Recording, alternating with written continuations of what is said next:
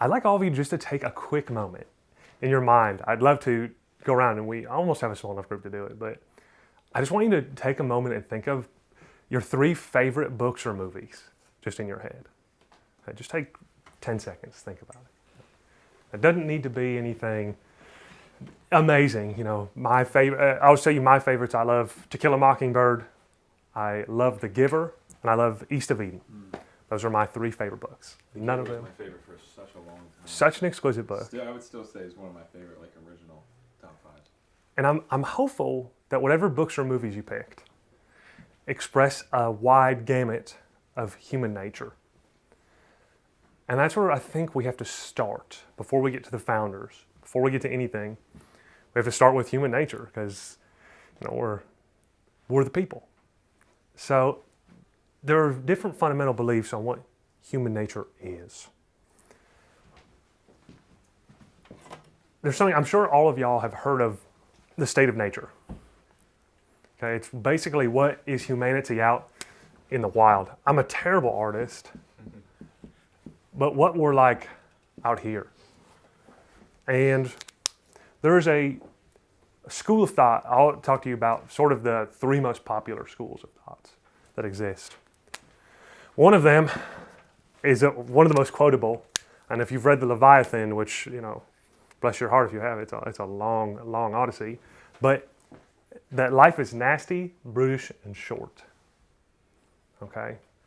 There's a idea that this is terrifying and that we exist in this nature and that we're inherently extremely selfish, that we're capable of great evil, and that we only look out for ourselves.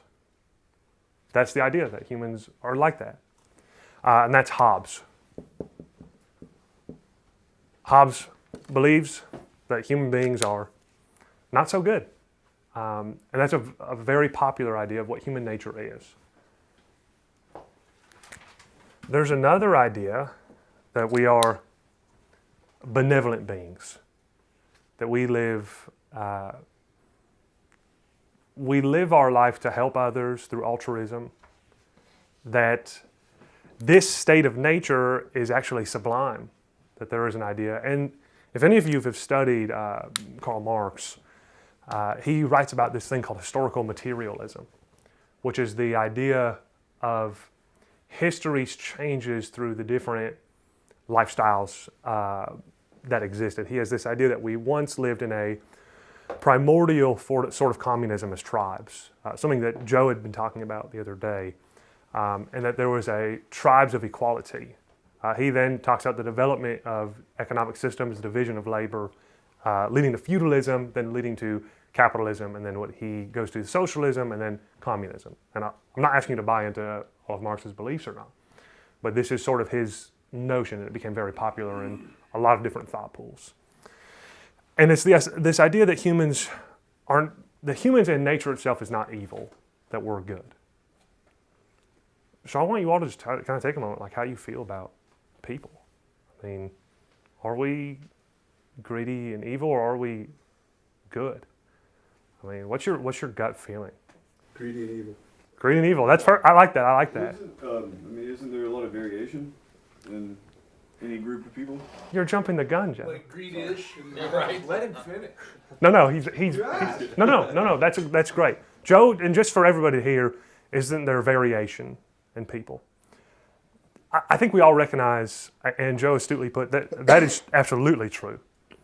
I'll take the Hobbesian rebuttal and say, yes, there is variation, but we do it for selfishness. We are good to other people because we're greedy, and it's good. If I help out your mama and she ends up baking me a pie, and then I can take that pie back to my family and cook, Hobbes says, that's fucking great. That's exactly what I want. He's like, look, humans are selfish, nothing wrong with that. That's the way we are. And humans are we're not necessarily evil, but we're greedy, and we don't care about that stuff. And that's what Hobbes says. Does anybody have a different, they kind of agree with this benevolent view of human beings? Yeah. Okay. Yeah, I think when your needs are met and you don't have to worry. You're free to think and live your life how you want. That's very much Rawls's view, John Rawls. He has something called the veil of ignorance, and he talks about if we all have our needs met, sort of the social safety net ideology, that we will be inherently good to one another. He doesn't think that we'll necessarily all be Mother Teresa, although we talked about that earlier, but that he does think that we are good. So this was a classic argument that was happening from the Renaissance era upward. There was this debate on like a scale of how evil or not people were. You have, if any of you are familiar with St. Augustine of Hippo, writes a great book on like how children are absolutely evil. He's like, children are menaces, and society like changes them, and Christianity changes them. We have this idea, this Hobbesian idea that life is nasty, brutish, and short. There's a lot of, at least greed in the world and selfishness, not always evil. Then we have this other idea that human beings are actually benevolent. We're created in the image of God, that we're all inherently good. Now, as Joe said, there was argument, okay, where exactly on the scale? There's a variation. Okay, I think we all recognize that there's maybe not this and maybe not that. And that's what a lot of debate was in philosophy, particularly. Short for sure.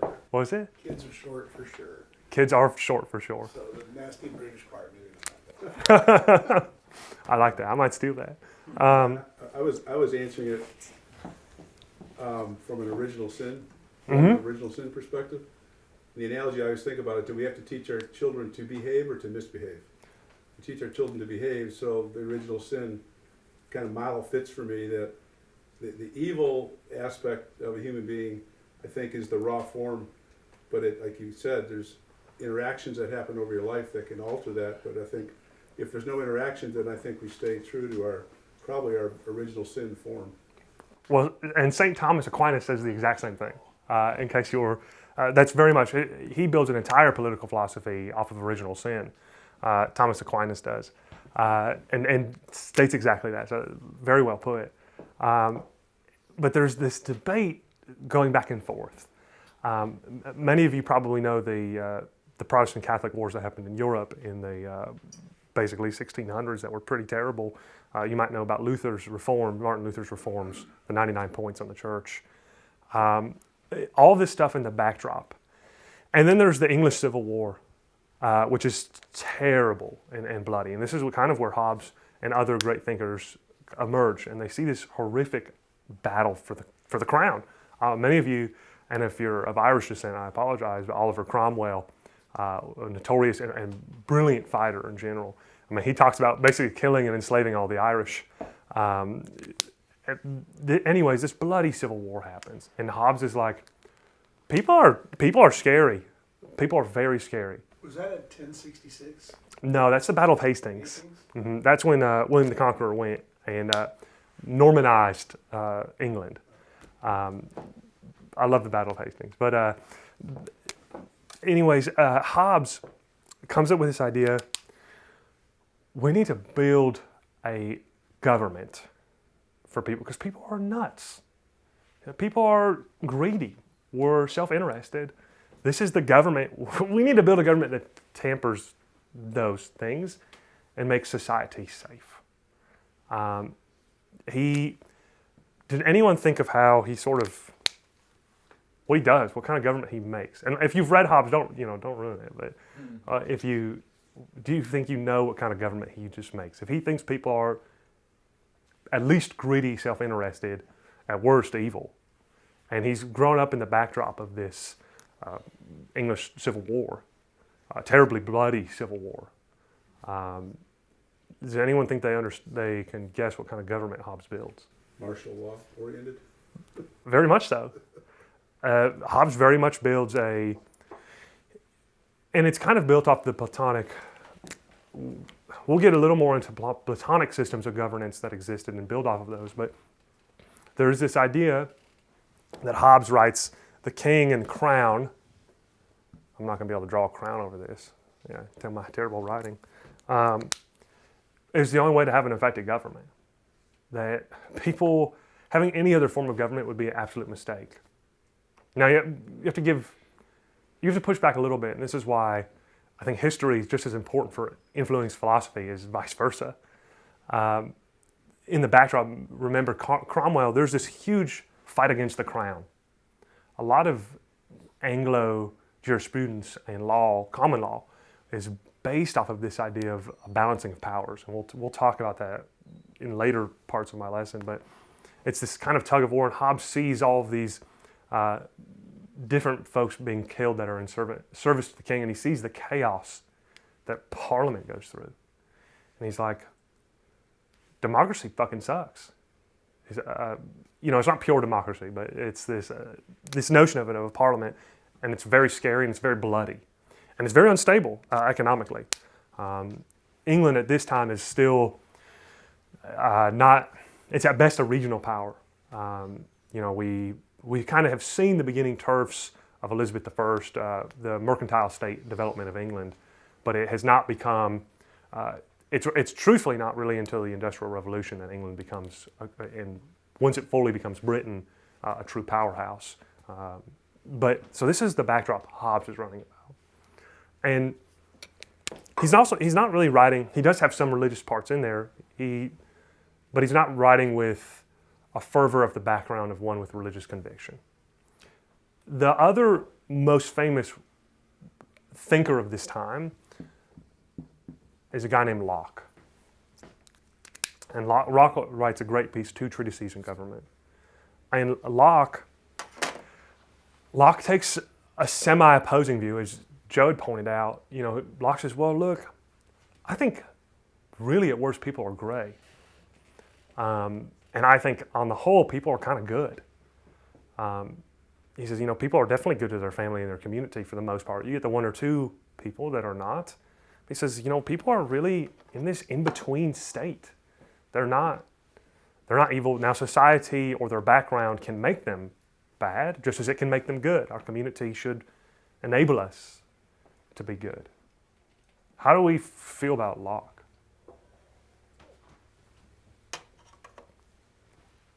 I'd say I agree with his viewpoint a lot more. The idea that there's the capability of both, the love and the evil in everybody, and most people are somewhere in the middle. You've got your extreme cases, of course. I'm sure we could name a few. And I'll put my cards on the table that I'm a Lockean. Okay, so I don't mean to besmirch Hobbes. This is where they both. Obviously, they differ, and there's lots of pamphlets. David Hume writes on it, if any of you are familiar with David Hume. But there's a lot of back and forth in Britain, and what also would become later the United Kingdom. The British Channel, or the British Isles, I apologize, are sort of having this discussion. And I focus on Britain, one, because I'm a native English speaker. France is having some semi-similar arguments at this time as well. And France is very much more of the center of political philosophy and what I'll gently coin like Western civilization. Paris is very much the place to be. London people are still kind of crapping in the streets. I mean, it's not really a magnificent place at this time quite yet. And the center of thought has left Italy. Many of you probably know that from the 1500s and prior, the papacy, a lot of beautiful thought emerges from the Catholic Church's dialogues. St. Aquinas, a brilliant thinker. Catholicism leads the way, but then there's this fracturing, the 1500s, Protestant Reformations, that leads to a totally different school of thought that procures, and France ends up being a wonderful battleground for these ideas. France has a large Catholic population, but also a large Protestant population. Germany has a very similar issue, so does Austria. Places like Italy and Spain are predominantly Catholic. And Britain becomes Protestant, but what's interesting about Britain's thing is Britain doesn't become it for religious ideologies. Britain becomes it because King Henry becomes pissed off at the Catholic Church and wants to keep marrying different women, and he chooses for England to no longer be Catholic. But so England, again, it's not this uber diverse religious place. but these thinkers are being influenced by the outside world. And there is a dialogue of what human nature ought to be. And so then we move on to sort of the next part. What is this even the right way to think about building a government? Is building a government on human nature good? I mean, does anybody have any thoughts on that? I would wonder what else you would, like where else you would start. You'd have to start there. If you believe that the greater cause or the people are the greater good, then why would you even need a government? Well, they both exist. That's a great question. How are we defining human nature? Who are we looking to define human nature? Well, we have two guys who clearly disagree with one another, Yeah. who don't live that far from one another and are not that far apart in time frame either. These are just two of the more leading thinkers, two of the most famous, but there's a lot of others who deal with this. Adam Smith deals with the idea of, well, let's build an economic idea off of human nature. This is very popular in, well, I should say that Western thought, which I don't think there's a cohesive Western thought. We'll talk about that in a little while. There's this idea that human nature is the groundworks for building a lot of things. And it kind of starts with Plato. Averroes, who was a Middle Eastern Muslim thinker, very much makes it fashionable, preserves it, and brings it back again. And then that filtrates into St. Thomas Aquinas, and then that proliferates into most of European thought. But there is a real question of, if we do think humans are really, really good, and we got the Bible, why do we need anything else? And there's a reason that I didn't list that third thinker, because that ends up losing that argument. People say, yeah, we do have that stuff, but people keep messing up. So these two become really the lead thinkers on that. And then the other question, I think Warren's right, if we don't go on human nature, what else do we go on? And there's this idea, I talked about that forest before, it became very popular. It's called the state of nature. Things that we are entitled to out in nature, or what we become out in nature. And Locke and Hobbes both talk about this, and they say, well, all right, what if all of us right here and we were, butt naked out there, what would we do? Like, would we all just kill each other? Would we end up making some kind of hierarchy where Warren beats the shit out of me? He's like, I'm the king now, and we say, yeah, look, I'm blind, I have asthma. I'm not beating anybody in this room in any sort of physical confrontation. But there's this idea of, okay, well, do we even really need a society? Does that matter?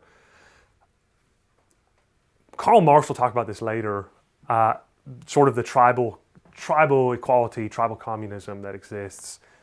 And he talks about human nature and flourishment. And he says, we do end up building a society no matter what, because we're communicative beings, that we actually do need each other. One, because we actually really do suck living out in nature.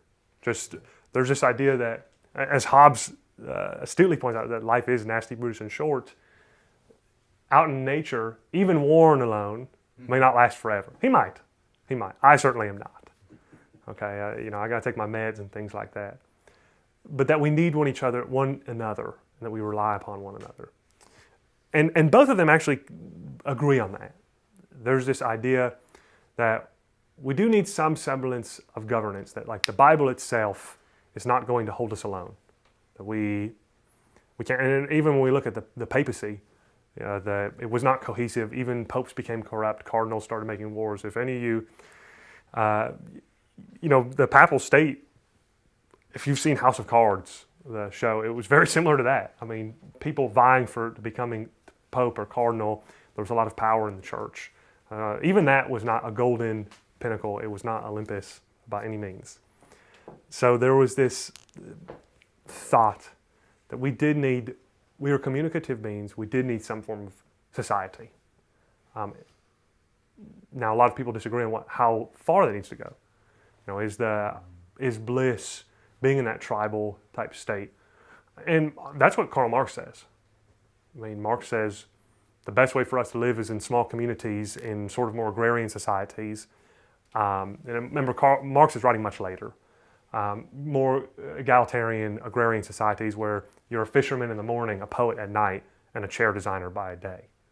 And that there is no difference between, there is no greater weight on the chair designer than there is on the paramedic or the doctor or the lawyer, that we are all incredibly important to the functioning of society.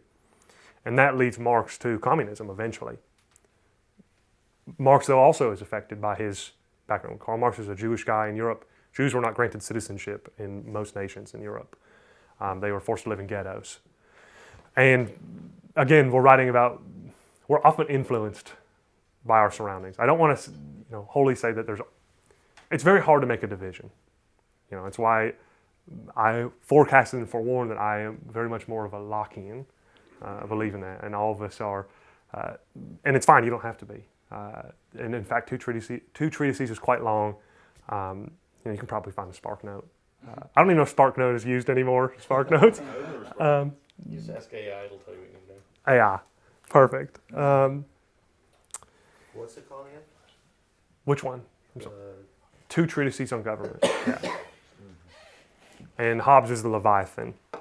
And I have to tell you, if you're looking for the more entertaining read, it's Hobbes. I started this talk with your favorite books and movies. I actually find I love political philosophy and I love philosophy. We were having a conversation the other night about Heidegger. And it takes me forever to read a page in Heidegger. But it takes everybody only 1 minute to read a page in To Kill a Mockingbird. Anybody can understand those messages. That's why one of the reasons I love plays or books or movies. There's a accessible form of humanity that comes from those. And my guess is some of your favorite movies have a breadth of detail on human nature. Forrest Gump is one of my favorite movies. Okay, Jenny is a great character, absolutely fascinating character. From certain points of view, she looks inherently bad. In certain points of view, she looks good. I mean, she gives a purpose to somebody, to help somebody. We're very convoluted. Again, that's a Lockean speaking in me, saying that we're more gray. But I think a lot of times literature and art and movies can teach us a lot more than a 4,000-page book of philosophy. Not always. There are sometimes you need to read. But I swear for the life of me, Das Kapital, which is Karl Marx's famous work, you can just read Communist Manifesto and it's probably pretty close to enough. But there's a beauty in this that helps capture. And building a society off of human nature, it's kind of been the idea for quite a while. And one of the biggest reasons for that is because, well, as Warren said, how else? If you have a bunch of people, it makes sense to build one that works for a bunch of people. And I will say, we'll talk about this sort of later, but every set of peoples might be different and might require a different solution. And even the same peoples might need to switch it up every now and again. So we'll get to that. That's a very Jeffersonian idea, but we're not quite there yet. I'm sorry. I know I'm setting the stage for a lot of this stuff. So these two thinkers are the idea, and they are talking about this thing called the state of nature. That none of us can really survive on our own out in nature, that we need a society, and we need a society that works for us. But you do have to give up certain things when you join a society. What becomes known as the social contract becomes really important. When you enter into society, you give up certain rights. There's this idea, Isaiah Berlin, brilliant philosopher from England, kind of coins it more eloquently on what rights we give up and don't give up, called positive and negative liberty. And this idea of how can we maximize the way we're supposed to be in nature and maximize also freedom with also maximizing protecting others. Because there's this idea, a lot of thought, and this is kind of a Western notion, Many of you probably know life, liberty, and the pursuit of happiness. I'm guessing you've all heard of that phrase. It's originally coined as life, liberty, and property. And this idea of property is kind of a founding bedrock for a lot of not only Anglo thought, but a lot of Western thought. That we're kind of territorial beings. I don't know, for y'all, I have very much a probably fake, romantic, nostalgic feeling for Southwest Tennessee. And you might have that for your home. I talked to my wife. I tell her Collierville, Tennessee is the best place on earth. Best place on earth. There's nowhere better. And I truly believe that. There are many people who disagree with that. Otherwise, it would be a much bigger town than it is. But we draw connection to our own. And property doesn't mean necessarily in this sense, this book, although it can, and it absolutely can. It can also be your labor that you put into things, that you build as property. It can just be literally a piece of land that you've built a sentimental value to. So property becomes a bedrock. And it says, okay, property is important to humans, to human nature. We feel an affinity with this stuff. And how do we best protect that for one another? You know, if me and my family have got a little farmstead out there, how do we protect it so Cam doesn't come and just behead me and, you know, take my farm and become bigger? Because there's this idea that we are at least gray. When we can be tempted to take shit from one another. Even if we're semi-good, maybe we take a little advantage. Maybe we do a few things. So there's this importance of property and the integrity of that and protecting that. And that's kind of why one of the main reasons we enter society, to protect property and to protect ourselves, also from one another. If Cam can just come and behead me, that's a pretty scary prospect. And it's one Joe talked about the other night, about the tribes and kind of honor killings that keep people in check. And that's one of the reasons we enter society, to protect ourselves from each other, to protect ourselves from nature. There's a lot of added benefits. So this is sort of the main onus. And so what sacrifices do we give when we join society? And I'm trying, what time is it? Was that a question? Yes. Free thing, free thought. Do we sacrifice free thought? We might. Some people do. I would say, yeah, question there. But And You sacrifice Privacy. total liberties. total liberty, privacy, those for sure. I mean, you may have most of your liberties, but I mean, if you look around in society, like there's certain things we've all agreed through social agreement, construct, whatever, that we don't do that, right? It's not appropriate to just walk up and smack the hell out of somebody because you don't like them. Like, hey, shut up.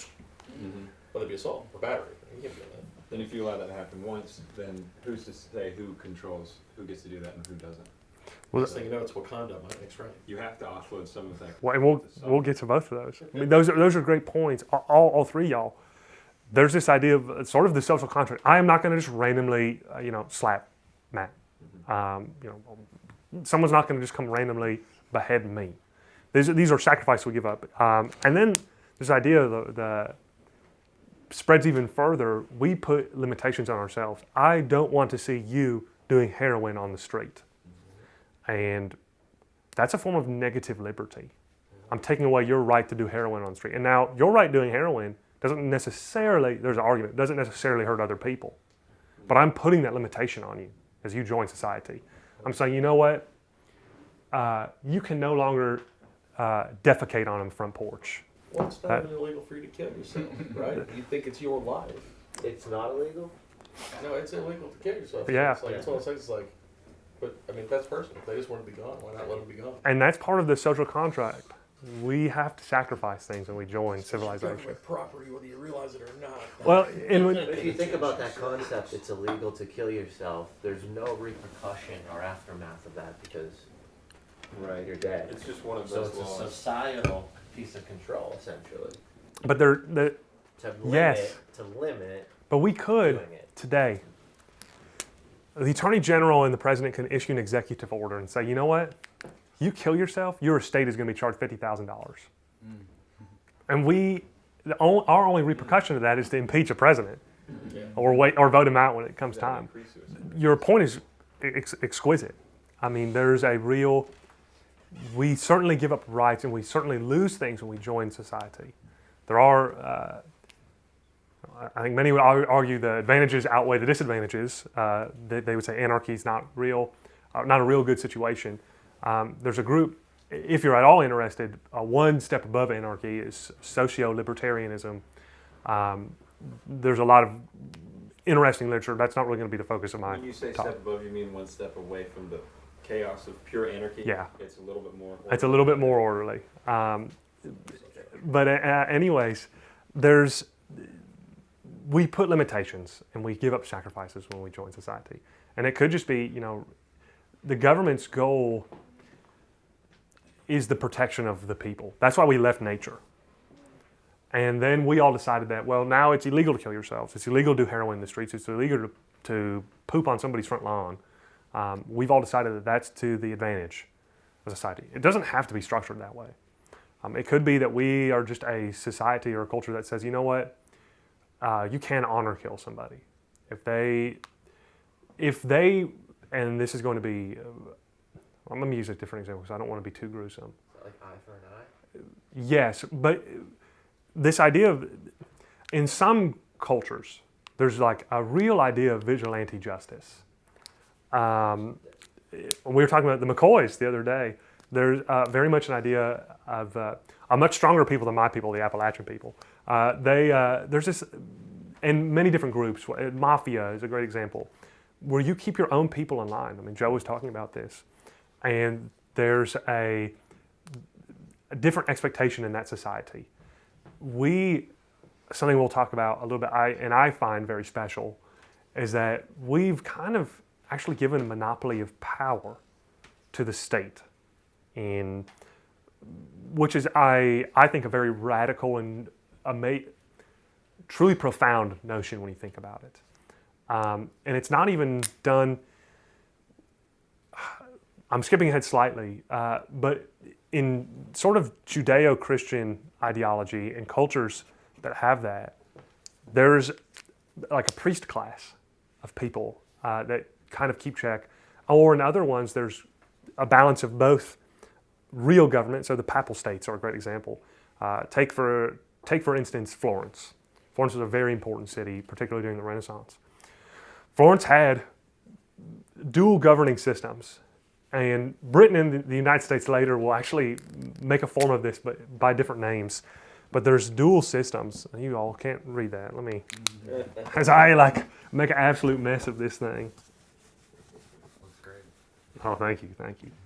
Or you do what you want with it. You make a great doctor. Terrible handwriting. So there's dual systems that occur at the same level that both exist. And there's a, Florence is sort of but you can take any of the Italian city-states and many other places where there's a priestly class that rules over from the papacy and the church. And then there's actually princes that exist. And, we'll get to the might makes right part of this in a little bit. I don't want to quite get there. But there's two systems at work at the same time. One of the amazing things, and there wasn't a clear idea of who had a monopoly of power. Was it the princes? Was it the warlords? Was it the mob? Was it the church? Now, it ends up happening that somebody wants to fill the vacuum, and it ends up being the church for a long time that monopolizes most of that power, not all of it. But there's a tug of war. One of the beautiful things is we in our society said we're not going to do honor killings. Violence will be monopolized by the state. Not the church, not different thoughts, but it'll be monopolized by the states, which is very important for stability and order and continuity. Yeah. It is interesting to think. The idea of what amount of violence we allow in society. Just recently, we pretty much just stopped doing duels. Like very recently, we stopped duels. Like the Westerners pulling out the revolvers so we can pull it quick and shoot each other. That's the last time that our society, this one, had dueling, and that's not that long ago. It used to be a pretty common thing. just getting maimed in a duel or killed in duels over little squabbles. And everybody was like, all right, let's do it. Yeah, have your duel. Comment is harsh. Duels certainly existed. Every state had a very different approach. It's one of the reasons I'm sure all of you are familiar with Alexander Hamilton's duel with Aaron Burr. New York outlawed duels. They had to go across the river. There were different ideologies. I'm pacing too much. There were different thought pools and different peoples that had different opinions and views on duels. So, for example, Jefferson and Madison thought they were grotesque. A lot of the Virginia plantation class thought that this was unbecoming of a man and really was representative of an animal to do duels. Andrew Jackson and others said, y'all go fuck yourselves. You, like Virginia and other plantation folk, are a bunch of babies and wouldn't honor if it hit you in the face. It was something that I talked about with Joe the other night. I mean, there's very much and this is just in the South, which I'm more familiar with, but it exists. There's the push and pull of the frontiersman culture, of the mountain people's culture, and then the wealthy plantation class, who had different ideas on. Even though we think we have one society, and this is sort of a meta idea, and I don't want to detract. There's a lot of commonalities. I mean, yes, Andrew Jackson and Thomas Jefferson had different interpretations of what the classy gentleman ought to be. They did still belong to the same bigger system, for sure. But we definitely have many networks that work within these societies that have different cultural influences and impacts. If I hear somebody say iced tea, and they ain't talking about sweet tea or something, I instantly, I'm like, that person ain't from the South. I mean, there's something, and there are cultural things. If I want to know about somebody, I ask them, and you don't actually have to take college football. I mean, college football is very important in the South. You don't even have to be a fan. You might not even like sports, but you know about college football. I mean, there are just weird things.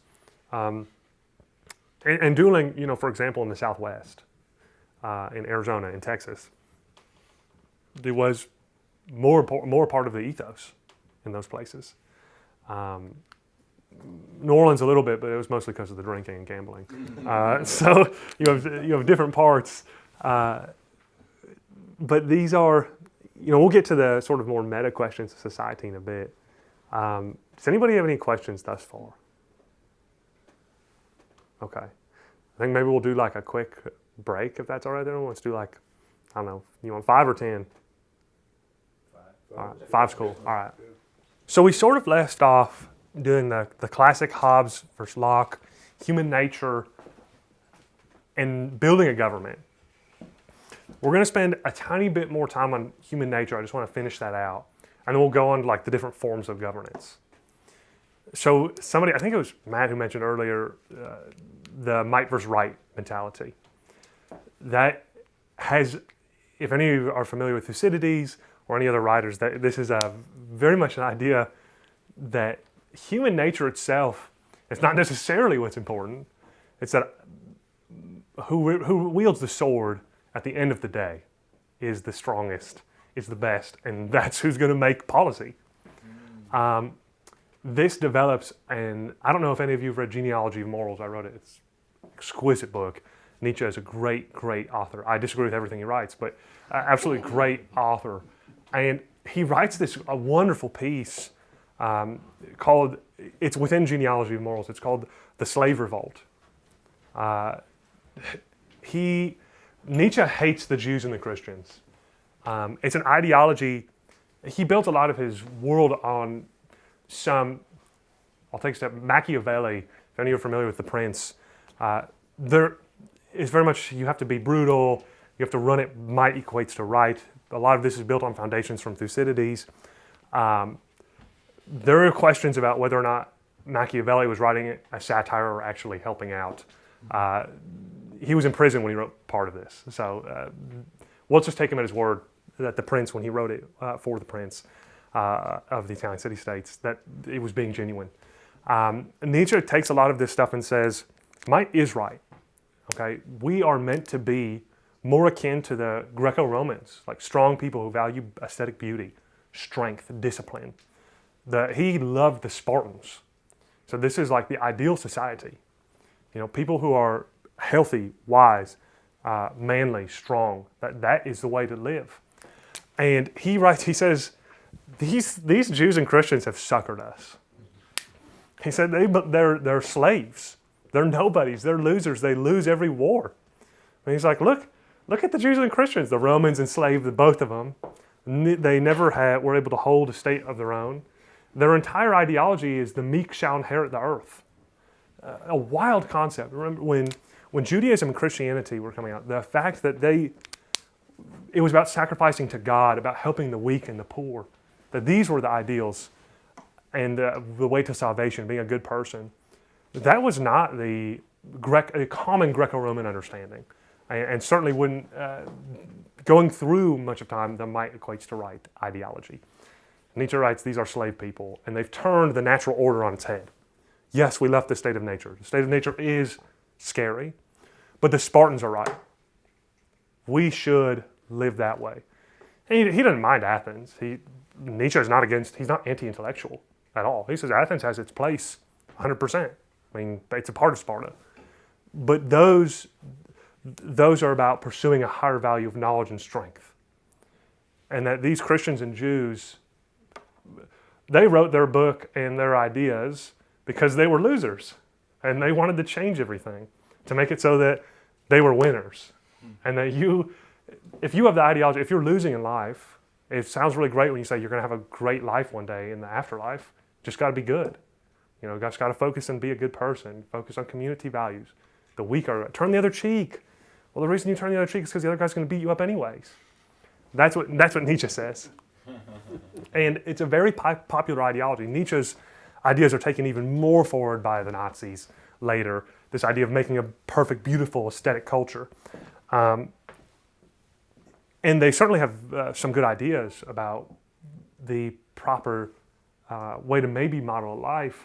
I happen to disagree with most of them, and I'll just tell you my own personal opinion. There are many people, and especially if you go down further rabbit holes, like the Bronze Age pervert, there are people who embrace Nietzsche to the extreme. Nietzsche taken to the nth degree becomes Nazism, becomes the Bronze Age pervert. You can take him as far as you like.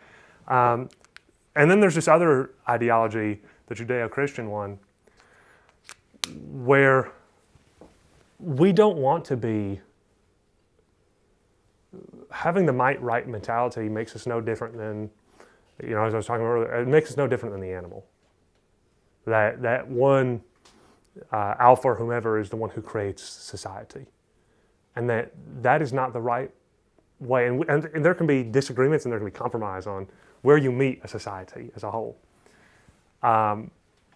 This is sort of the proliferation of Christianity. Remember at the time, when these ideas are first coming out, when the Greco-Roman ideas are coming out in Christianity, obviously Christianity is getting dominated. I mean, Jews and Christians are being enslaved. And it's not until much later that Christianity becomes popular. And it doesn't even infiltrate most of Northern Europe until well after 1100 AD. So there's a long time from the founding of this till it becomes a lot more popular. And there are other versions. I mean, I don't want to say that it's just Christianity that does this. I'm more familiar with Western thought, but there are plenty of Eastern thought that deals with this, that builds off of this. I'm more familiar with Islam, more similar to this, but has some things in here too. But there's an idea that we should model society off of being a good person, and we should go toward being good in this life to be rewarded in the afterlife. So these two are also conflicting thoughts, just like the human nature scale. There's a scale of Nietzsche's ideology, I'll just call might, and sort of the Judeo-Christian values. And the West, in my opinion, is a grappling of these two ideas. I hate to refer to the West because I don't think it's a cohesive thought pool, but it's always a back and forth, almost like a badminton or tennis match between these two groups. And it's very fun to watch and read. And Genealogy of Morals is great, and I really highly recommend it. It's just a fascinating read. Machiavelli, Thucydides, they're very fun reads. I tend to be more on this side, but there are plenty of much smarter people than me who tend to be over here. And I recommend reading through all of them and just finding what you like. But all of these questions, human nature, and then these questions of might versus right, become sort of the idea of, well, all right, we kind of have the different chess pieces now to start, or building blocks to start building our government. I know many of y'all are familiar with Plato. Plato is sort of, and Socrates. Socrates writes about the just city, sort of some of the first ideas of making, trying to make a perfect society. This is why I said Nietzsche is not quite as extreme. Nietzsche does value Athens, the idea of the intellectual pursuit and thought pool. There are some who just value Sparta. Okay, Nietzsche's not one of those people. He's not. There are more extremes than Nietzsche by far on his own scale. But there's these ideas of governance that become hotly debated. And you'll see Hobbes and Locke that we talked about sort of play with this. A lot of intellectuals play with this, including St. Augustine and St. Aquinas, Thomas Aquinas. Plato says monarchy is the best form of government. What will later be coined and taken as like the philosopher king. Okay, that we want an enlightened person who has strength and health, but is enlightened to lead, bless you, is enlightened to lead. That the common people cannot, that they're too stupid, brutish. They cannot be a part of leadership. There are ideas of divinely anointed monarchs. We're not going to go into that. That's sort of grappled at different parts. And then he says, well, all right, if we can't have a monarchy and people are just rebelling and stuff, and look, there becomes wealthy people anyways, we need a plutocracy, or plutocracy, however you'd like to say it, depending on where you're from.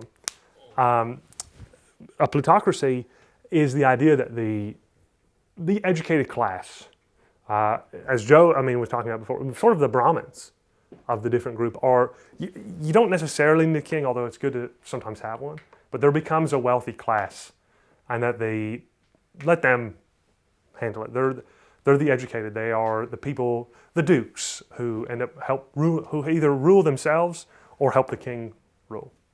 Plato says that's the next best form of government. Okay, we have an educated class. They're not quite philosopher kings, but they've all gone to Oxford and Cambridge, and they've been studying, and we trust these people. And he says the worst form of good government is democracy. He's like, well, if we have to do democracy, I've seen it work in Athens. It doesn't work great, but if we have to do some form of democracy, fine. Educated people who are what will be later coined sort of the petty bourgeois, the small business owners, the lawyers, they can help us run the damn thing. I don't like it, but it's still a good form of governance. And then he says, all right, well, what are the worst forms of governance? He says, well, the least worst form is democracy. He's like, I guess if we have the mob and they go crazy, that sucks. But there are worse forms of government. He's like, the mob quiets down. Later thinkers will talk about sort of what happens in Paris later when France deals with these. If any of you are familiar with Robespierre and the Terror, this will sort of take on an nth degree, and I'm a big fan of Napoleon, not someone I want to emulate, but just someone I find fascinating. Napoleon turns this on his head and says, nah, this shit's crazy. He's like, the mob is just murdering folks, and there is no government here. He's like, that's just anarchy. So people disagree on the order of these. I'm just telling you the classic Platonic ordering. But Plato's like, yeah, you get a mob, they calm down eventually. They tire out. And he says, all right, what's the next one? He says, oligarchy. He's like, man, you get a rich group of folks who just end up becoming these like corporate lobbyists who control and dominate. And they just send people out to die and kill people. He's like, he writes a little bit. Plato really likes certain ideas of Sparta, but he's like, the Spartan council, Sparta has a king and a council. He said they just keep sending all of these Spartans and Hellenic slaves out to die. He's like, this is wild to me. He's like, y'all are just killing your own people now, and you're doing it to extract money and things. And Sparta was a slave society. He's like, y'all are just going in to get more slaves, but then you're losing your own people anyways. And he's like, that is not the way I want to see it. And he says the oligarchy is the next the second worst form of governance. He says the worst form of governance is tyranny, dictatorship, one singular leader. And he says that's where the most damage can be done. Where if one person can control the entire government system, if they decide it's a bad day, they can kill half the population. So he says these are the two best, even though, and it's the same thing. And it's why. Tyranny and monarchy are the two best? Well, no. These are the two leading ones. Is monarchy is the best, but tyranny is the worst. And so that's Plato's problem when he's talking about this. He says, the philosopher king is what you want. You want a great king. If any of you, I love Lord of the Rings, as Warren knows. Aragorn is one of these great philosopher kings. He grows up with the elves. He grows up in Rivendell. And he's supposed to be bred to be a king. I mean, he's from the right lineage. He gets the right education. A person like Plato, like, yeah, that's who we want. That's who we want to see. What we don't want to see is a person who becomes tyrannical, a Stalin-like figure who just kills half their populace to do something. So Plato's like, all right, even though the most effective form of government is monarchy and the most evil form is tyranny, maybe we shouldn't have a government on that. That's Plato's own understanding. And I'll say Hobbes slightly agrees with him. Where Hobbes comes out is Hobbes says we want a combination of these two things. Similar to Sparta, Hobbes says you have the plutocracy balance out the monarchy. In the UK, England at this time becomes a really good example of that. It takes us, I think, to our first part, which is probably the most amazing written work, also very boring, piece of history. And I'm sure all y'all have heard of it. Oh, I forgot the A. Magna Carta, okay? Probably one of the most important documents of all time. Do any of y'all know what the Magna Carta, I know you've heard of it, but do you know what it does? No. Doesn't it organize the principalities and lords and into a group of cooperative as opposed to competitive with a little bit of a constitution? That's almost exactly right.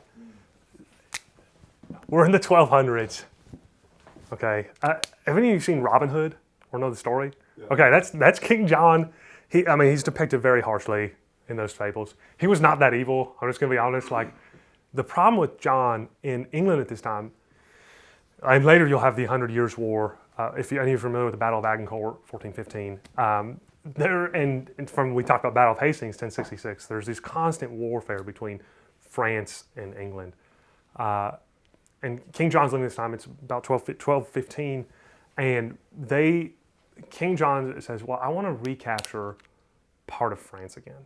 They just lost it. He said, but that's mine. He's of Norman descent. And he says, that shit's mine. I want it back. And he convinces a bunch of the nobles to go take it back. So they go down to Brittany, and they go down to Normandy, and they start fighting, and they get their butts kicked. Just absolutely smashed. And John spent a ton of money and took out a ton of loans to do this. And the barons and nobles are pissed. And John says, okay, I know y'all are pissed, but let's do it again. And they say, hell nah, we ain't doing it again. And John says, you're doing it again, or I'm going to kill all y'all. And the barons, they get together and they say, nah, man, that ain't happening.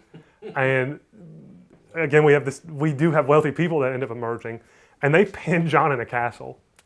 And they say, you're not leaving here until you sign this document. And now the Magna Carta, it does set out a cooperative, and it gives out what's first, I'll use colloquially, it becomes later known as impeachment. And remember, at this time, the king is still divinely anointed when he comes in, but even the barons are not having this. They say, look, we've got our property, we've got our life. Liberty is not quite the same notion as we know about today.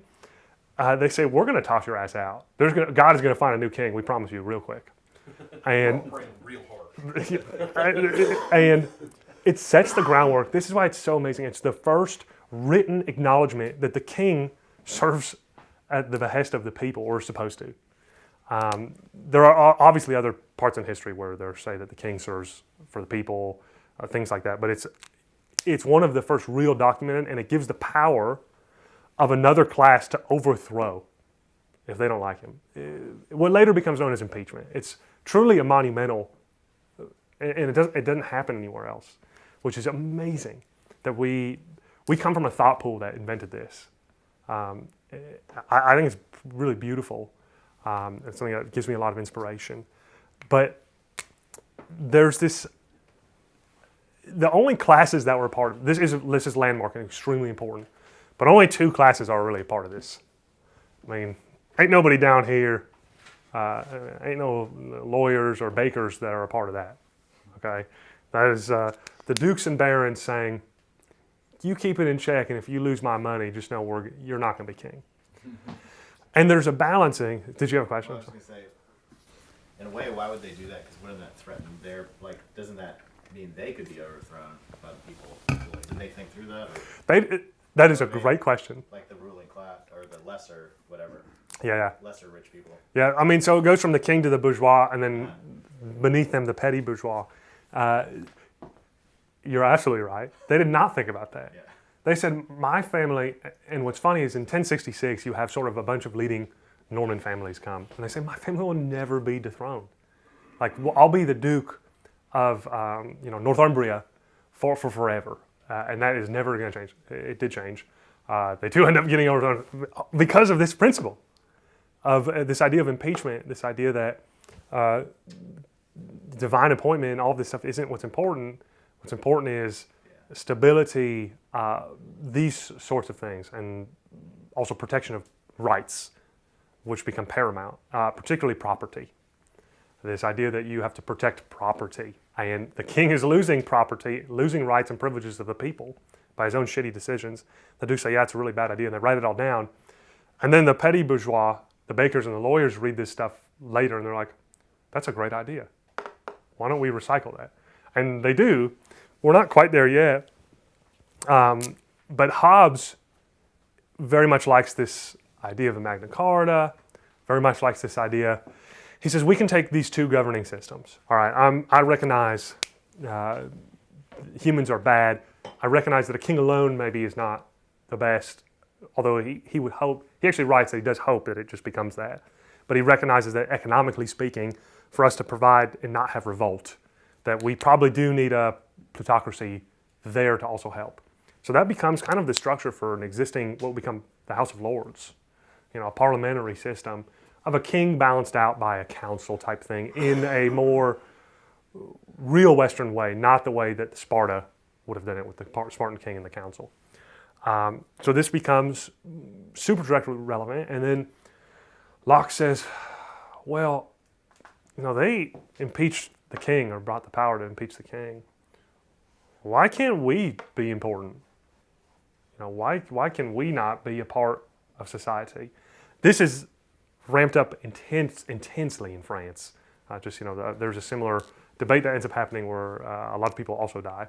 But that Locke says, I think there's nothing better about these people than there are about these people. And Locke says, yeah, I fear these guys a lot too. And he buys into democracy being the least worst and least best notion, but says this is the right way to run something. There's nothing, the baker is not inherently worth less than the duke. And we just want an educated populace to help run the government. And that's what, that's the best in accord with human nature to have that. Yeah. I just had a thought. Has anyone discussed about there being like an accidental transition from the monarchy in the best sense, the philosopher kings, to quickly turn into tyranny? Because I think that's something that's a consideration, is that there's a risk inherently in the best form of government that it could have like a polarization shift at some point where he's been given too much power for too long, and his mind changes, and then it turns into a tyranny, not overnight necessarily, but... Yes, and there's a lot of Italian thinkers who later talk about this. But there is the idea of how long does the philosopher king last? This really particularly comes out of France, actually, and Napoleon is often equated as a philosopher king. When he is, during the Revolution, Napoleon is actually quite the philosopher. I mean, he's publishing philosophical works, and he gets a lot of respect. I mean, Napoleon is from the petty bourgeois of a Italian island that is it becomes French, and he rises through the ranks, and he's known. He's like, this guy is a, professor warrior, and he gets a lot of people to follow him, and he comes up with these great things. And Napoleon does great things. I mean, he brings order to France. He makes France the power in Europe, and he writes a system of laws and governance that still exists today and impact the world. His impact was truly remarkable. But there's a studying and the slide of him, people who saw him as the great philosopher king, and then him becoming the tyrant, and his eventual downfall. So they kicked him out, and then they brought him back. Ish. I mean, they kicked him out because he was heavily overextended and defeated. And Napoleon, he became good friends with Alexander of Russia, the Tsar of Russia. And he thought that he finally found a friend and an equal in himself. He miscalculated, I'll say, on the thing. And he dominated the Prussians and the Austrians, and those things severely led to his downfall. Had he not overextended, my guess is that Britain would not have become, Britain and by extension the United States, would not have become the central focus of the West, and it would still be France. Napoleon was wildly popular. I mean, he was also very much a man of the people. He spread out food, the classic bread and circus ideology. Napoleon used to read Marcus Aurelius almost daily. Napoleon was wild. He hardly slept, but he slept in weird places. He'd take naps on the battlefield. He would lead from the front, which was very unorthodox. Only Andre Massena, another very famous French general, would do these kind of things. Archduke Charles of Austria would try it and ended up giving up, but it was very, very uncommon. Only other group that really did that was the British Navy. If any, Horatio Nelson was a very odd but magnificent figure. But very few leaders would lead on the actual battlefield. They stayed behind, strategized, planned. It's one of the reasons, I mean, if we talk about the Confederacy, for instance,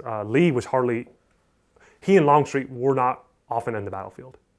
But Nathan Bedford Forrest literally led from the front on almost every single campaign he was in. And it's why he became so popular just amongst the common people.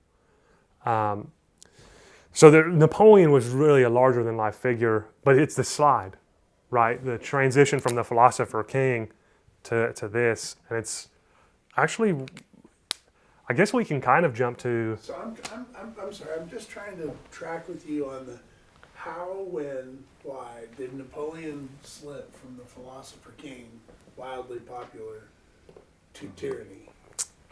Depends on your definition. I mean, a lot of these things there's no good answer. The people never lost faith in Napoleon. It was this class that lost faith in Napoleon. And this class brought him to his knees. Napoleon did not get to power on his own. Napoleon almost was a little bit of a mobster in the sense that he rewarded his family and his friends heavily in positions of power. He hated when people disagreed with him, which is a common theme throughout. Most of human people don't like when they're told they're wrong. And at first, in his first Italian campaign, Napoleon outsmarted everybody. I mean, it was brilliant. I mean, he uses artillery in ways that nobody could dream of. Napoleon was an artillery commander at first, if any weren't aware. Just brilliant. He comes up with it. He ends up publishing his first published pieces on new artillery tactics that he learns in military school, that he makes up in military school. He gets bad grades on that. He ends up publishing it anyways, and he ends up becoming a fantastic field commander. And his first real command is in Italy. And the Italian campaign, he took 20,000 troops and whipped 40,000 people. I mean, and part of it was his artillery positioning and his motivation for troops, his leading the front line. I mean, he's marching through, and he'll do some of the same thing in the Pyrenees in Spain. I mean, it's truly. The lecture is not fully about Napoleon. I think he's a very interesting figure. There's a great book by Andrew Roberts on Napoleon, if any of you are ever interested. But needless to say, it was this class that lost faith in Napoleon. This class, many of you probably know Lafayette. He was a famous military figure in the United States. He was French. He was very good friends with Washington, apprenticed for him, came and toured a lot of the South, so we've named a lot of things after him. And I can't profess to be, I'm not a Lafayette expert, I like him and I know about him through other figures. But Lafayette was, he does become important in the French Revolution, sort of leading the bourgeois class, what'll later in France be sort of like the Republican movement for making a democratic republic. Lafayette his group is soundly defeated in France, but they do come back eventually into power. Napoleon, after the Fourth Coalition Wars, which is basically the predecessors, I can't pronounce it, the previews for World War I. We have continental giant battles in Europe during the Napoleonic era that are really world wars. I mean, we're talking about confrontations in the United States, confrontations in Latin America, confrontations in Europe, confrontations in the Middle East. Napoleon ends up taking Egypt. There are these huge warfares that end up happening. And eventually Napoleon realizes, well, we have a real monetary issue, and he has to bring this class kind of back. France is really running out of money because they're conquering and becoming really important. Yeah. Sorry, this might be tangential, but who's lending all these guys money? Like even the Knights Templar.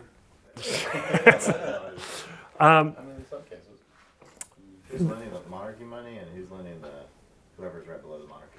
So there's a lot of the Catholic Church ends up helping out to a certain part at the beginning, the French. Yeah. There becomes a historic, really big disagreement between them. Napoleon ends up severing relations with the church for a while. Then he ends up getting them back, which ends up pissing off a lot of his original supporters.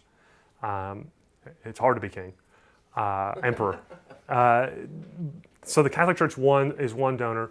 The Bank of Netherlands. The Dutch are fiscally, at this time, basically the most prominent neutral nation. If any of you are familiar with like the ideas of the stock market, the rose and its value, the Dutch are far and exceed everybody else. The next closest really would be the Brits and then the Danes, who have strong economics. And then you have sort of the Bavarian dukes and barons, all these people. So those must boil down to private wealthy families? Private wealthy families who have been... Ancient, like 1,000-year-old family lines or something? Or? For some of them. So for the Bavarians, for instance, yes, that's absolutely true. But not for the Dutch. The Dutch are relying on what becomes basically the stock market. And the Dutch have a class of people who really become the bankers. Only other place that had sort of a real economy like this, but previously was Italy. Italy did have a very strong banking economy, really until the collapse of the power of the papacy in the 1600s. But Italy was the finance capital of the world or at least of the West for a long time. The Dutch end up picking up the mantle and creating sort of this idea of a real market that ends up existing. Britain will follow in that stead and take it to the max. Britain ends up becoming much wealthier than France and just an economic powerhouse. So Napoleon is taking money from these people. He's taking money from the treasury. I think I was talking with Matt the other night. There's a real issue of the gold and silver standards that both exist in France. Napoleon's like, I can't pay my troops and I can't move gold, and people are starting to abandon. I need to find something else. So there's a movement away of different ways to pay for fun things. I will say, though, economically, Napoleon reshaped a lot of France. He took it from an agricultural society to a manufacturing one. That was one of the ways he was able to basically find money. High productions of silks, high productions, more production of trade. And again, this is all kind of notwithstanding his impact on the law. But this class ends up going against him. And I think that kind of takes us to the founders. So Napoleon's a contemporary with Thomas Jefferson and these people. I think we have to take one step back. Basically, France is still a monarchy when the founders start to come up with ideas. The founders, all of you, I assume no. What's the famous catchphrase for why the revolution happened? Let them eat cake. The American Revolution. No taxation. That was very astute. I should have been more precise with my words. No taxation without representation. This was the phrase that led it. What do we have on the time? Because maybe this is a good breaking point. Yeah, we can take a break. So it's we'll eat lunch at 1, so we have an hour and 10 minutes. All right, let's take like an actual 10-minute break rather than like a 20-minute break, and then we'll jump into the founders. All of these ideas on the different forms of government, the human nature, are all being hotly contested in the United States. So the answer is, why does that ever even become hotly contested? One of the main reasons are taxes that end up being levied upon American colonies. That's probably the most famous and well-known reason. The underlying question is, why is Britain imposing these taxes? And it's because of the 7 Years' War that happened. We also discussed it as the French and Indian War. There was a big war all over Europe, America, between the French and the British. And George Washington becomes famous during this time. He ends up becoming a captain and becoming really important. So Americans are the ones serving on the front line here against the French and the Indians. I might use Indians and Native Americans interchangeably. I apologize, just a forewarning. The Washington becomes famous here, and a lot of Americans spend a lot of money. I mean, the colonies are funding the British war effort on this front. They're also being attacked, so they kind of have to. And the motherland doesn't really help them. And this becomes a huge, huge issue amongst a lot of different leaders in the United States at the time. I mean, really in the 1760s and even the 1770s, Americans saw themselves as British. I mean, someone will talk about who I think is a profound and impactful thinker is Ben Franklin. Ben Franklin was at first very against the revolution, very against, and his own son, I'm sure many of you know, was until the end anti-revolutionary.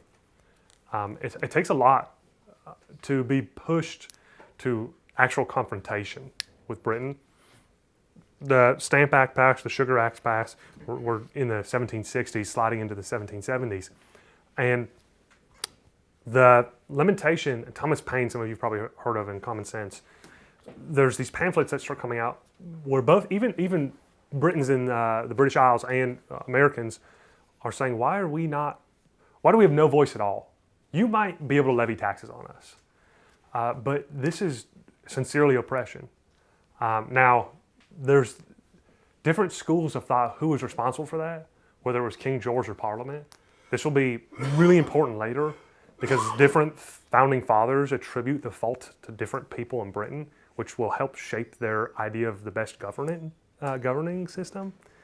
Some blame King George, but also in their first attempts, Jefferson, I think I was showing earlier, in a predecessor document to this, the Summary of the Rights of Men, 1774, he writes actually to the king and says, your Congress is out of control, dude. Like they're levying taxes on us, and it's unfair. We need to be represented in Parliament. Rectify this, or there will be consequences. And you have sort of more fire breathers. One of my favorites is Sam Adams, the brewer, cousin to John Adams. Sam is just a fascinating fire breather. He starts these movements in pubs and in public places and starts just hollering at people and getting folks to meet and talk about revolution. And a lot of people fall in line with this. Franklin tries to stymie all of this stuff and says, look, we are going to have an economic downfall if we leave the British Empire, and we're going to be susceptible to foreign powers. He ends up losing that argument, but what's really, I think, fascinating about Franklin is even though he disagrees with that, he just says, you know what, this is kind of democracy in action, and so I'll let it slide. But this is where all the founding fathers sort of start discussing what is the best way to model a government. It's the first time we've ever gotten the chance to build one from the ground up, right? Britain didn't have this. When you talk about long before the Romans, you have the Celts, different systems that always existed. America didn't really have a centralized government. You had different forms in each colony. The House of Burgesses in Virginia, you have different groups, congresses out of New York, and they all ran their system differently. I mean, they had different interpretations of the First Amendment, which we'll get to later. And it's just absolutely fascinating. So these founders had the actual chance to create the best government that nobody else really through history, later Napoleon will have the chance to build a government, that they would have the chance to do. And so they start writing essays and start debating on how to best build a government. I'm sure many of you have read or at least heard of the Federalist Papers. And there ends up being two leading parties, as there always ends up being, the Anti-Federalists and the Federalists. Does all y'all have, you've heard of the Federalist Papers to an extent? They're right after the Revolutionary War. There's something that ends up happening called the Articles of Confederation, and the Articles make a confederacy, for lack of a better term, and that confederacy has huge fiscal problems. They cannot afford to pay back the soldiers that fought in the Revolutionary War. They have huge trade issues. There actually ends up being major trade tariffs between New Jersey and New York, and they cannot figure it out. There's almost a war fought between New Hampshire and New York over Vermont. There's a lot of issues in Massachusetts. There's a rebellion that Washington goes and puts down. Part of the issue is getting troops to come help him put down that rebellion. So there's a lot of turmoil that is existing at this time. What's that rebellion called? There's two. There's Shays' Rebellion and the Whiskey Rebellion. Which are taxes on whiskey, taxes on farmers, not paying back revolutionary soldiers. So we have a very turbulent time in the early 1780s. And everybody kind of, well, I shouldn't say everybody agrees. Everybody asks, all right, what do we do next? So you have some leading intellectuals. My personal favorite founding father, Patrick Henry. Give me liberty or give me death. Patrick Henry is one of Virginia's finest. Not a real intellectual, actually. And I think he's just a profound figure. And very fun to read. He hated Jefferson and Madison. Thought that they were like very uppity, young POSs. And there's this idea that Henry says, look, I am deathly afraid of a monarchy. The king ruined our rights. I'm very afraid of what happens when a pope type figure or something like that controls the government. He says, let the states do what they want. The Articles of Confederation ain't perfect, but it never will be. Then you kind of have the exact opposite view from a group, Alexander Hamilton and John Adams. And they say, well, we recognize you don't like the monarchy. And actually, John Adams is borderline a monarchist. He actually has different titles that he wants the presidency to be called. His Excellency is the term he would like them to be called. But believes, yeah. Are they all in the cabinet at this point? The cabinet, as you understand, does not exist. Okay. Because we still have not ratified the Constitution. Gotcha. Okay. So George Washington, at this time, George Washington is the president of the Congressional Congress that's happening, the Constitutional Convention. Ben Franklin is the senior spokesperson there. Gotcha. So we don't have... I'm a little ahead. No, yeah, we don't have yet the United States as we know it. So there's a bunch of guys, and this is actually, it happens kind of a couple of times through history, a usurpation of power. Everyone agrees to send delegates to Philadelphia to start drafting changes to the Articles of Confederation. George Washington's invited to be the president of that conference. And what the congressional members do there is kind of really sneaky. They just say, well, fuck the Articles of Confederation, we'll just make a new thing. And Patrick Henry loses his shit and basically says, I'm going to have Virginia rebel. Now there'll be a debate in Virginia about this a few years later. but everybody gets really pissed off that basically they're usurping, not doing what they were supposed to be doing. So I'm trying to just take a step back and remember. So they're all arguing about what form of government is best. Adams, Hamilton, and John Jay, who become the first Supreme Court justice, are writing. Many of you've probably heard of Jay's treaty, but they're writing the Federalist Papers, saying the Articles of Confederation blow. We can't have a government like this. We're going to be invaded. France or Britain are going to control us. We have real issues with our finances. And Henry's in the opposing camp, writing against it. And then you kind of get these people. Madison is probably the key figure behind this. And if I had to pick the two smartest founders, it's Madison and Hamilton. Hamilton goes and meets with Madison. He says, yo, what can we do to make Virginia be a part of this? Virginia and Pennsylvania and New York are the most powerful states at this time, fiscally and population-wise, followed right behind by Massachusetts. And he says, well, one, we've got to make the Constitution give explicit enumerated powers and limitations. You've got to stop talking about like this monarchy stuff. Okay, most Americans don't like it because they associate the revolution with the king. So you can't do that.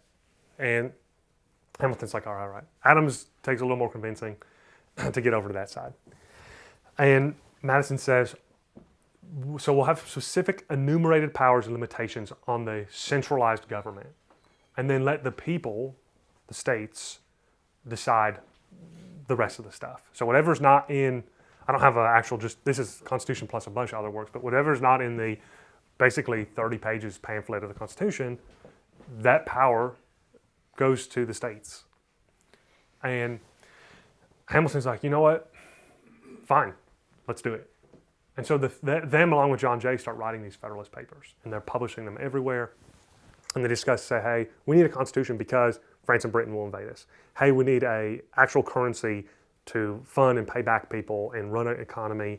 And they have this convention, and very sneakily, they don't invite any of Patrick Henry's contemporaries and those type of people to the convention. So you have, and Jefferson's not here at this time, he's in France.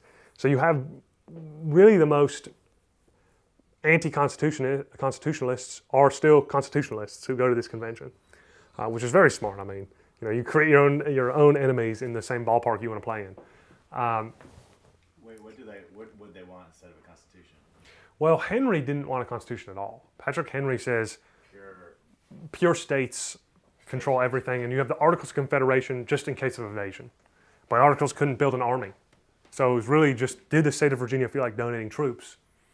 Was France going to negotiate with just Massachusetts? These sort of questions were the reasons why the Articles were, why a lot of the founders thought they were insufficient. Is it more of like a medieval city-state model? Yeah, I think Henry's idea would be that. Would be, look, Virginians ain't Massachusetts. I don't know, what's the term for for people from Massachusetts? Massholes. Massholes. So a lot of this with the EU too, right? When they were forming their EU, they have a hard time with the money and how to do yes, absolutely. And Henry and his camp were very opposed to any form of a constitution that was this. He said, look, Virginia's got a constitution. Why do we need a federal one? We don't need any of that stuff. And he's like, there's no way France is going to conquer Virginia. He says, even if France just makes a deal with us, screw all y'all. Is it because he was afraid of centralized power? Mm-hmm. He very much feared tyranny. He said, look, we've got all these balances. I know my neighbor, if I do something bad, is just going to vote me out. He's going to talk smack about me. And that's great. But nobody in Philadelphia is going to know any of this stuff. And so there's real issues. And he's like, I know that we're going to end up having a king. He says that's what happens to power. It just ends up corrupting, and we end up creating a king. I mean, this is what Joe is talking about Platonic ideas of tyranny, that populism is going to make some king, and he's just going to tyrannize. And so Henry says, no, sir. Adams says, yes, please, these people are fucking wild. We need a king. And Madison and Hamilton say, well, maybe we can give some powers that a king or an executive would normally have, but limit them. and let's write them down and have everybody sign it and be a part of it. And that's the only way to proceed. And so they have this huge debate in Philadelphia that goes on. And finally in 1787, wow. They end up, in 1987, they end up creating the Constitution. And there's now ratification debates. And a lot of states end up adopting it and arguing about whether it's sufficient, insufficient. Henry is livid when he sees it, and he's like, Virginia ain't adopting this. It ain't happening. Even Jefferson, who comes back, and Jefferson is very close with Madison and Monroe. They're all very good friends. And Washington doesn't want to be a part of the debate. Washington, I love Washington. He's very self-conscious of his reputation and wants to be seen as above the fray. So he does not want to partake. So Henry is leading the charge to not have Virginia ratify. And Virginia is the pivotal state for ratification. And Henry says, well, we will consider ratifying if you do a Bill of Rights. If you put down explicit enumerated powers that are to the people only and protections against the federal government, I'll get Virginia to sign. Jefferson slips up and is like, that's a great idea, and says it in public in front of Madison, and Madison's like, yo, what are you doing? We need a king. Well, Madison's not a pro-king. So there ends up being this sort of debacle with Jefferson on that issue. They are able to, Madison though, there's an argument for 2 weeks. Madison speaks for 4 days. Madison hates speaking, by the way, and he's not a great public speaker. Madison is 5'4", brilliant man, asthmatic. It's one of the reasons I really love Madison. He is not a towering figure, although intellectually he's a giant. Madison almost wrote the entire Constitution, him and Hamilton, on their own. I mean, truly, truly amazing figures. Henry says, I'm voting this down. I'm taking this out. Madison writes to Monroe and Jefferson and says, y'all need to help me. Like, we need to make this pass because we don't want another Shays Rebellion or Whiskey Rebellion. And they're able to get the vote to pass by 7 people in the House of Burgesses in Virginia. Ironically, in the first Congress after the ratification in 1791, Madison says, yo, we need a Bill of Rights. And he ends up writing a Bill of Rights and getting it pushed through. So he was originally against the Bill of Rights and then pushes it through Congress and adds the amendments to the Constitution. So Madison is wonderful in the fact that he's willing to be wrong and try to fix things, which I think is amazing. But there's all this back and forth between sort of building it, and where the founders semi-agree always, they say, all right, monarchy's not the right pick for us, but we do need some executive person to make decisions. If there's a time of war or there's foreign policy issues, there needs to be one person who can act immediately. But then we need the most powerful body, and that's why it's in Article 1, a Congress, a legislative group. They said this is something, Britain became so effective and so powerful because of their parliament. Having basically like an educated group of people who are not necessarily dukes, having them be a part of it is where our great ideas come from. Stagnation might occur if we don't. So there's this idea of we'll have the legislature be the most powerful. Article 1, they have the most power. They have the power of the purse. They create laws. Executive just execute those laws. That's all. And they're all the executive is extremely limited in the founder's view. The president is quite weak. The Congress is quite powerful. The judiciary is also kind of weak at this time. They make, as a third article, kind of an afterthought. And they're like, oh yeah, we probably need a court to interpret some of these laws too. And so they end up passing all of that, and these are real limitations. They say, yes, we need a centralized power. Yes, we need some form of king. We need some form of people, and we need some form of judiciary. All of that needs to be limited. And these are explicit amendments that go directly to the people. And that sort of takes us, I think, to this idea of dual sovereignty. And we talked about it before with sort of the papal states and the princes that existed, but really the papal states were the leaders.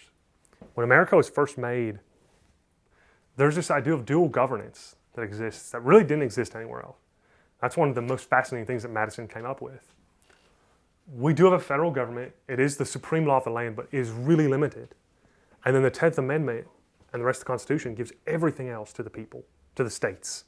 So if Tennessee decides that every Tuesday will be shoe day, and we all agree on that, and it doesn't intrude on the other amendments, then Tennessee can do that. I'm being a bit facetious, but the police powers, as they're known, belong to the states, and the rest of these are what is in the Constitution are the limited rights that the federal government has. This will become a problem later down the road. A lot of the founders anticipated this issue, and they do debate it a lot later. But this is sort of the beginning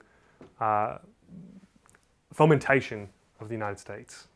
And the idea of a Bill of Rights, these did exist in the colonies, and there was an unwritten Constitution, an unwritten Bill of Rights in England. But the fact that the unwritten Bill of Rights and Constitution in Britain that existed. Unwritten? Unwritten constitutions, they're usually called unenumerated rights. It's kind of, a lot of it came down from common law ideology, but it's the idea that there are rights in the that exist for each American or every person in their nation that are not written down. So for example, it doesn't say in the Constitution that the federal government can kill you for being a traitor. That's not in the Constitution, but the thought is that that is a unenumerated power that the Constitution perhaps grants. This stuff is argued about. It doesn't mean that it's... I just want to say that these unenumerated rights are heavily debated. The right to privacy is another one. The right to parenthood, to choosing how to raise your kids. These are like hotly contested, unenumerated powers. And Henry, in his wisdom, kind of foreshadowed this and thought about it. Patrick Henry said, well, look, if that's... We got to write stuff down because people are going to break and abuse this stuff. And Jefferson said, no, like let each generation have it, like let them fight it out. And Madison didn't want to deal with the whole drama, so he said, we'll turn that. That'll be a problem for next generation. It very much ends up being a problem for next generation. And it was. Unenumerated powers and rights are like hotly contested. But these other nations have something, they're called rights of the people, rarefied rights that exist that are considered higher law. The idea of higher law or natural rights in the Anglo understanding is like special privileges that are given to people that are not ever explicitly said. Usually it's through divine rights or through God is sort of how some canon interprets that. The Anglo canon, being the least religious, does not do it that way. Ours derives from the state of nature ideology and like concepts of positive and negative liberty. But it's weird stuff that's like really debated. So I don't have a good answer. There's a great question, and there's not a great answer.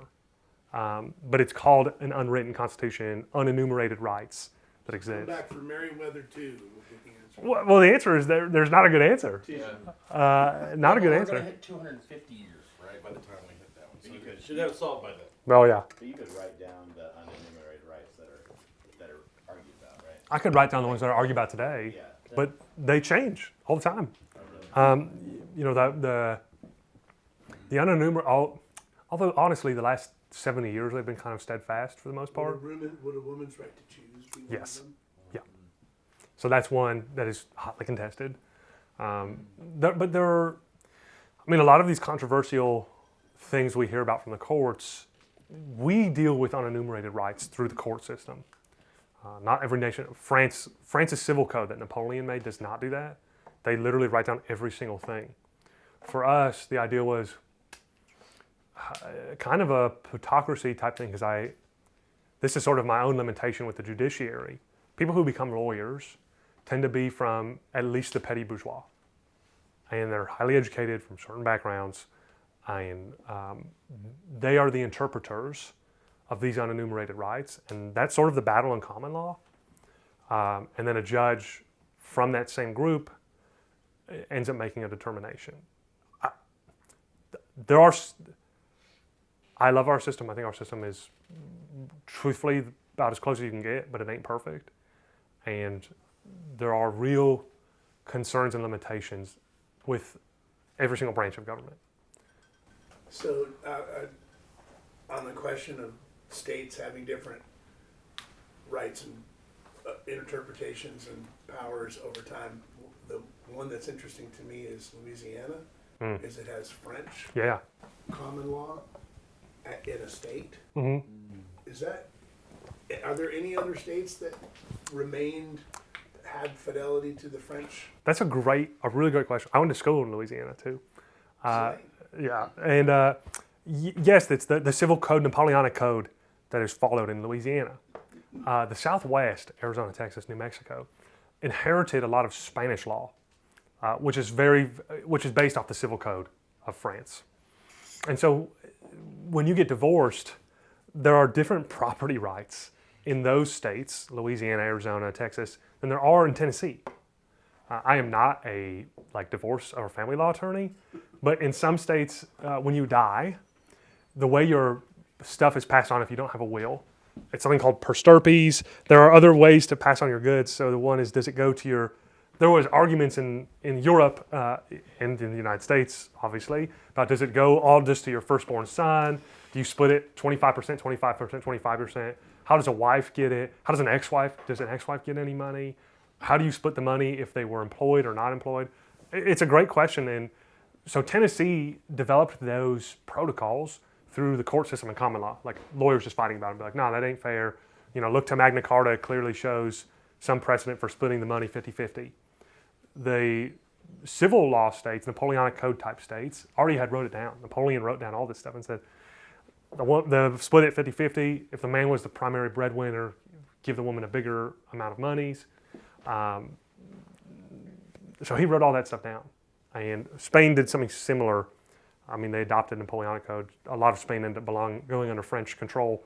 So there are states that have impact. And there are foreign nations that run mixed systems. Israel is a great example. Israel's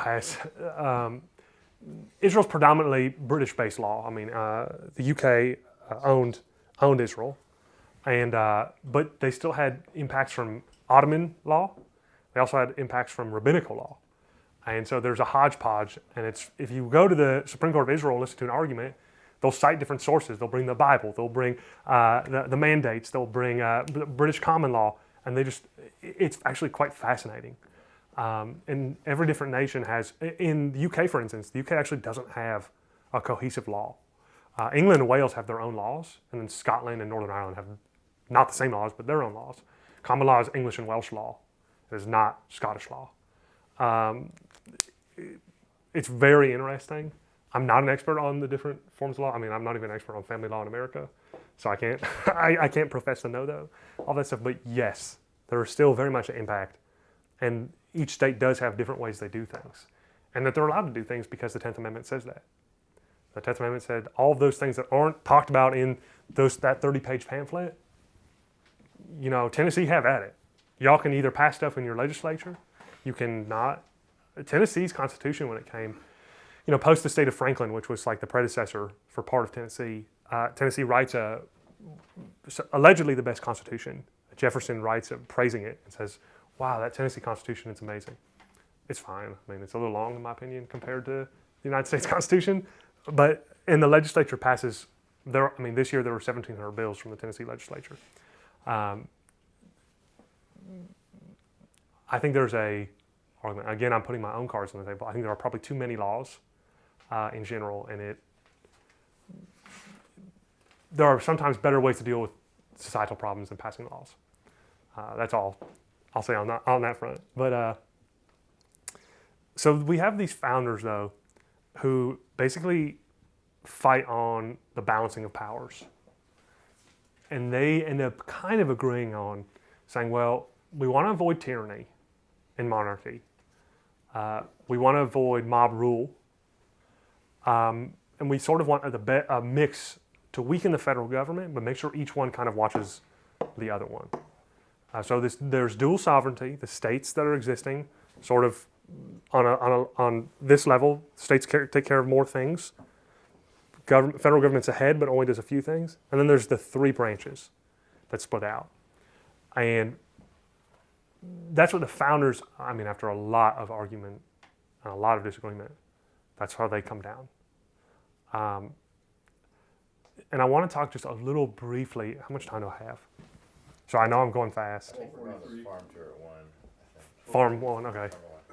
Is there a dissenting, like in law and courts, there's a dissenting opinion? Was there ever a dissenting equivalent opinion of the Constitution? Those are the people who signed it. What about the dudes that said, fuck that? Yes, absolutely. I mean, Henry was livid. I mean, there was threats to rebel against the United States. So there definitely was a dissenting opinion that was quite popular. The Anti-Federalists, they're not as good version of the Federalist Papers. They wrote prolifically throughout the United States. And the Anti-Federalists tended to be more of the populist movement that existed in the United States at the time. So a lot of frontier culture was very against the Constitution. A lot of the... Were they okay with the revolution? Yes. Okay. Their idea was... So who were the Federalists? Were they the wealthy? For the most part, yes. The wealthy or the envisioners. Alexander Hamilton was not wealthy. Right. Hamilton came from poverty. His mom allegedly was a Caribbean Jew and his dad was a Scottish immigrant. And Hamilton really, he got a full scholarship to King's College, which later became Columbia. He went and he wrote these, he read Smith and became infatuated with it. And he thought the British Empire was the right model to run a nation. He said, look, these people went from backwater to the elite of the world. And I want that for America.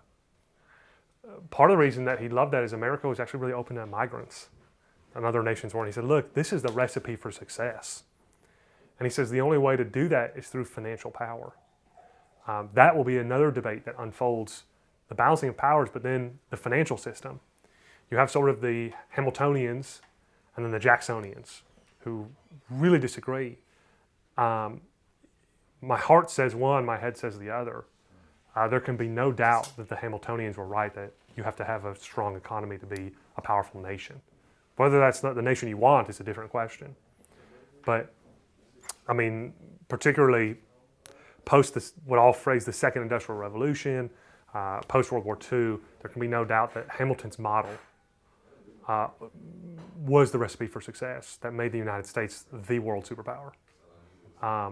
And there's real, I take umbrage with the idea of the capitalist banking corporate power in the United States, but there can be no doubt that they're the reason that we became the superpower. And that's very much a Hamiltonian thought. And he was, I mean, this is a side debate that's happening at the same time. So you have like the balancing of powers, state powers, but then you have what sort of America do you want? Are we a cohesive entity or are we still a more separated confederacy? There's that brilliant song by the King and Hamilton in the play. There's like these 3 parts. You know that play, the Hamilton? Mm-hmm. And, or is that what it's called? Yeah. Mm-hmm. And at the King is talking about, at the end, this, tongue-in-cheek, song about how it's hard to rule and you'll come crawling back to me. And it is very hard to rule. Yeah.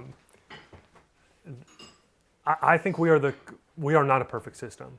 I mean, I have significant critiques of the legislature, the judiciary, the executive branch, but when the founders wrote the Constitution, they based it off of all this thousands of years of experience, of not their own lived experience, but reading and seeing all this stuff, and then they debated all of it. And I don't think people today I don't think we're really any smarter. I don't think we're dumber. But the debates that were happening, they've just taken new form. And there are changes to be made that can happen. In my opinion, I hope they happen slowly. I think there are ways to effectively make change without having a mob rule or tyranny. But that's what the United States' goal was, to create a ballpark for all of us to play in, for us to make those changes safely or do its best, to correct course if we need to. That's why Congress makes the laws. The president executes them, and the judiciary makes sure that it's all still okay in the Constitution. Congress could pass an amendment to say everyone has to wear New Balance shoes on Tuesday. And that literally could happen. And, if the Supreme Court struck down something that's unconstitutional, Congress could just amend the Constitution. That's why they're the most powerful branch. The others, the president just executes. The judiciary just judges. And the legislature is the most powerful, and they're the ones who deal with that document. And that's like this balancing of powers is we are the ultimate check on that. So if you decided a war between Voting. the states, a near war within the states, and tariffs causing that, and you decided Congress has the power of the purse, which is the taxation, and yet we are living in a moment when one guy is implementing tariffs that are akin to the kind of policy that led to World War I and other major conflicts. How does he have the power to do what he's doing with executive? That's a very good question. So there are a couple of reasons actually. And I actually think this is an abuse of the power. I'll just be upfront honest, but there are people in his camp that don't agree with that. So at the time, y'all maybe have heard of the Alien and Seditious Acts that passed, under Adams. There's another one called the Alien Enemies Act that passed at the same time. And there are all these acts that essentially give the president the power in emergency statuses to take control of certain aspects of the economy, particularly in what can be coined as wartime. The president is at his utmost power in foreign policy.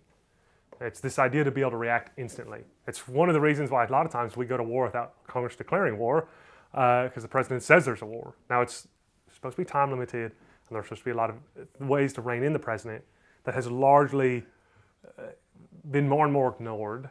The executive has gotten much more powerful throughout time. There are great moments of Thomas Jefferson being the first Louisiana Purchase, certainly unconstitutional. Thomas Jefferson, whom I adore, even wrote that what he was doing was unconstitutional. But he said, as long as I do it real quick and nobody notices, I can get away with it. And he was right. He gets away with it. The next time it happens, Lincoln suspending habeas corpus during the Civil War. And Lincoln actually just ignores the Supreme Court straight up. Andrew Jackson also famously says, the court has made their order, let them enforce it. Because the law, something we talk about, this is just words on a page.